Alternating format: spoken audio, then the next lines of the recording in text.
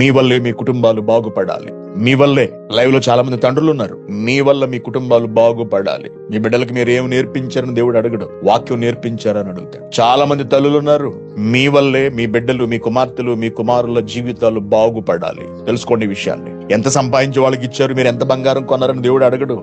వాళ్ళకి బంగారం లాంటి వాక్యం ఇచ్చావా లేదా అని మాత్రమే అడుగుతాడు. కాబట్టి వారి ఆత్మల రక్షణకు మీరే బాధ్యులు. మీ కుటుంబానికి మీరే బాధ్యులు. మీరే బాధ్యత తీసుకోవాలి. లోక సంబంధమైన బాధ్యతలు తీసుకున్నారు, చాలా సంతోషం. కుటుంబాన్ని భుజానికి ఎత్తుకుని పోషిస్తున్న స్త్రీలు ఉన్నారు. విదేశాలకు వచ్చి ఎంతో కష్టపడి పనిచేస్తూ కుటుంబాన్ని పెంచి పోషిస్తున్న పురుషులు, భర్తలు ఎంతో మంది ఉన్నారు, చాలా సంతోషం. ప్రతి వ్యక్తి కుటుంబ బాధ్యతలు స్వీకరించాలి. మరి వారి ఆత్మ రక్షణ బాధ్యతలు స్వీకరించరా? ఏమండి, శరీరానికి కావలసినవి మాత్రమే సమకూర్చి పెడతారా? ఇల్లు కట్టించి పెడతారా? చదువులు చెప్పిస్తారా? ఉద్యోగాలు వేయిస్తారా? అంతవరకేనా? పెళ్లిళ్ళు చేస్తారా? వాళ్ళ ఆత్మల గురించి ఆలోచించరా? ఆలోచించాలి. ఆత్మల గురించి ఆలోచించకపోవడం నిజంగా బిడ్డలకు ద్రోహం చేయడమే. తెలుసా మీకు?